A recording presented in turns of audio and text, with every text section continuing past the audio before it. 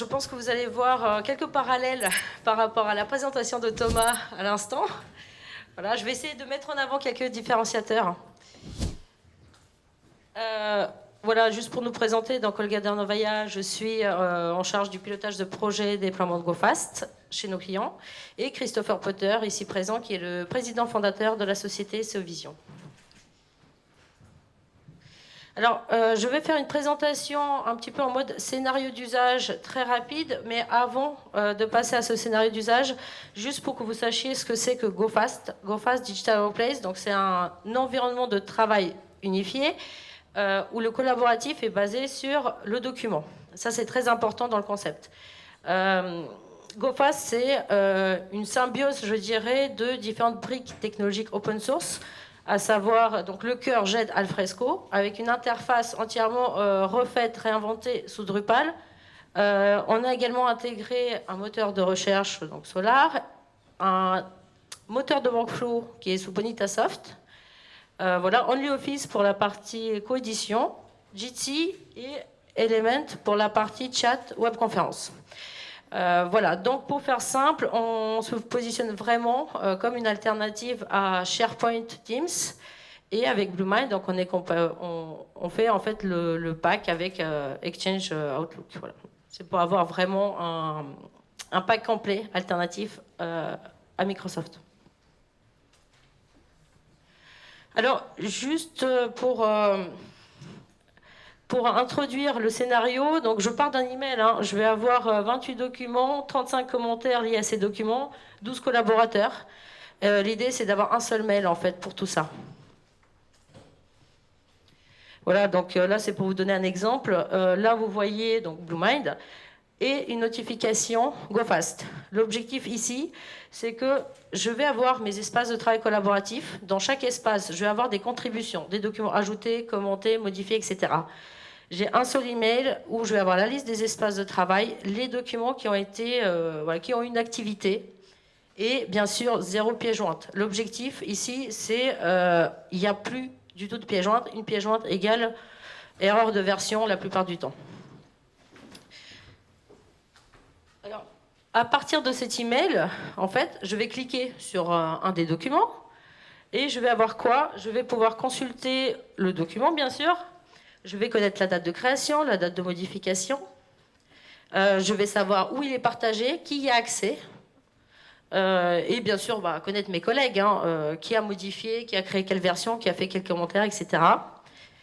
Et également, si jamais il y a des tâches, un processus lancé sur le document, je vais également avoir ça directement sur la page. Alors, je vais lancer une petite vidéo pour vous montrer ça. Donc je clique depuis mon email, j'arrive sur le document et comme je disais à l'instant, je vois les dates. Je vais voir qui a contribué. Je vais voir les emplacements. Il y a un élément très important sur GoFast, c'est qu'il n'y a plus de doublons. Vous allez pouvoir, par exemple, pour être concret, partager le même fichier dans plusieurs emplacements. De cette manière-là, une direction, une équipe projet vont avoir accès à la même version, le même historique, les mêmes commentaires. C'est quelque chose qui est en fait fondamental pour pouvoir collaborer. Voilà pour la partie tâche. Si jamais j'ai une tâche à traiter, pareil, je reste sur la page de mon document.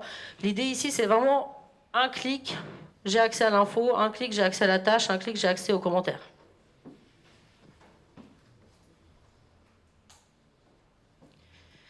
Voilà, parce que consulter, c'est bien. Collaborer, c'est mieux.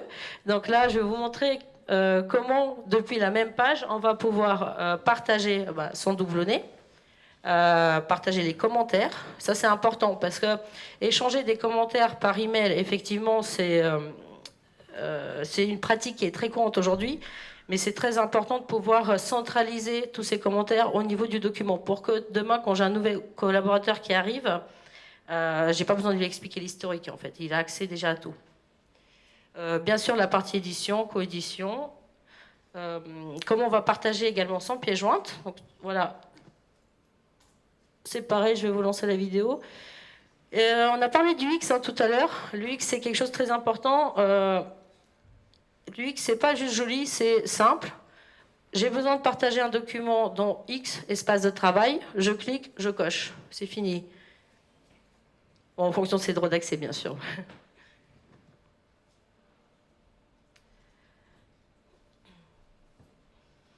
Voilà, mon document, il était dans un dossier, maintenant il est dans 3 dossiers. Pareil pour les commentaires. Tous les commentaires qu'on va faire au niveau d'un document vont bien sûr être partagés via une notification envoyée par email, mais l'idée c'est que on va consulter l'email, on va potentiellement le supprimer. 6 mois après, si j'ai besoin de retourner et vérifier tout l'historique, j'y ai accès. Donc nous, si je vous donne un exemple, on a un document de travail des conditions générales de vente. Depuis 2018, je crois, la version qu'on a, on a tout l'historique de tous les échanges de tous les collaborateurs qui ont participé. Là, au niveau d'audit aussi, c'est très efficace. La partie coédition, donc j'ai parlé de OnlyOffice qu'on a intégré à GoFast. L'idée, c'est vraiment, pareil, un clic, je vais pouvoir coéditer. Après, il y a un élément que je ne montre pas ici, mais on aime bien laisser aussi le choix à l'utilisateur, c'est important. Si j'ai un fichier Excel complexe et que je veux absolument utiliser un client lourd installé sur mon poste, que ce soit du LibreOffice ou du Microsoft, on va pouvoir aussi faire de l'édition avec un verrou, donc pas de la coédition, mais on va pouvoir éditer le fichier en gardant ses habitudes. On a parlé tout à l'heure aussi de conserver certaines habitudes et pas trop forcer la main. Voilà, là, ce que je montre, en fait, c'est la partie info en temps réel. C'est pareil, pour collaborer, c'est clé. Quand j'arrive sur un document, je sais qu'il est en cours d'édition par mon collaborateur. Et pour partager, on va partager des liens, que ce soit par chat. Donc, vous voyez, quand je dis que GoFast, c'est aussi une alternative à du Teams, on va avoir des salons de discussion qui sont associés aux espaces de travail. Un espace de travail, ce sont les documents, les tâches, les collaborateurs, mais aussi le salon de discussion. Comme ça, c'est harmonisé. On a les mêmes membres, en fait, de chaque côté.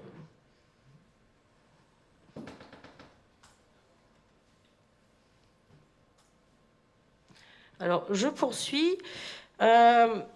On a consulté, on a collaboré, mais au bout d'un moment, il y a quand même des processus de validation à respecter, voire de signature. Donc la dernière étape, ça va vraiment être comment je fais pour assigner des tâches de A à Z, du modèle document jusqu'à la signature, comment je vais pouvoir facilement effectuer ces tâches, créer une publication, hein, parce qu'il y a le document de travail, mais il y a la version finale hein, qui va être partagée potentiellement avec des partenaires externes. Voilà, et signer la publication PDF du coup.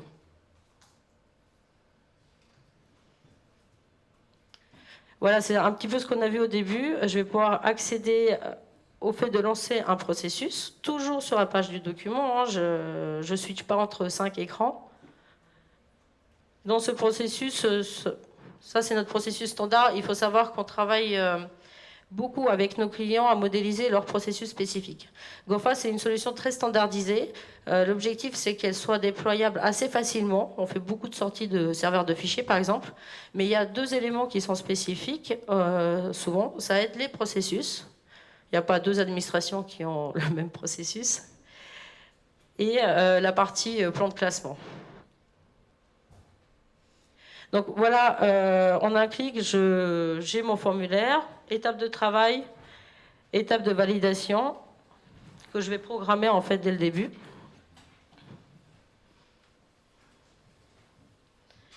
Donc aussi pour petite précision, là ce que vous voyez, donc c'est l'interface web Drupal. Derrière c'est Bonita, voilà, qui gère toute cette partie moteur de workflow. On a aussi fait de l'intégration de signatures. On peut faire de l'intégration par exemple de eParapher. On a fait aussi du uSign, qui est certes pas open source, mais une solution française. On a fait du eSIP Signature, qui est utilisé pas mal dans les universités. Et là, l'idée, c'est que l'utilisateur, lui, il n'a pas à switcher entre les outils. Il programme une signature pour un collègue, voire une personne externe, et il va pouvoir sélectionner le parapheur dont il a besoin. On a certains clients qui ont plusieurs parapheurs, par exemple. Ils vont choisir dans la liste voilà, le circuit dont ils ont besoin. Et dès ce processus, je vais dire mon document de travail, hein, qui est un docx, je veux qu'après la validation, il soit créé en fait une publication PDF. Et c'est le PDF qui va être signé. Voilà, là j'ai switché, je suis sur la page de mon document et je suis sur document de travail.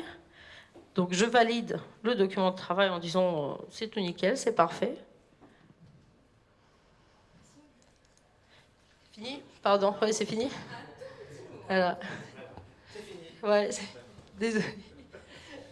Mais la vidéo continue. Non, je rajouterais aussi une chose. Hein, donc, en dehors des fonctionnalités très avancées, niveau signature, workflow, on est expert et j'aide avec des reprises de SharePoint sur des centaines de milliers de documents, ce genre de choses. Des exploitations aussi, donc c'est important. Chaque client a sa plateforme dédiée. Vous choisissez l'hébergement que vous voulez. Vous n'êtes pas partagé avec d'autres clients, quel que soit. Il n'y a aucun flux qui sort de votre data center, pas le moindre. On en avait une qui est en secret défense. Voilà. Donc c'est aussi le principe. On est sur des usages très sensibles pour la plupart de nos clients ou d'autres qui utilisent de façon plus générale.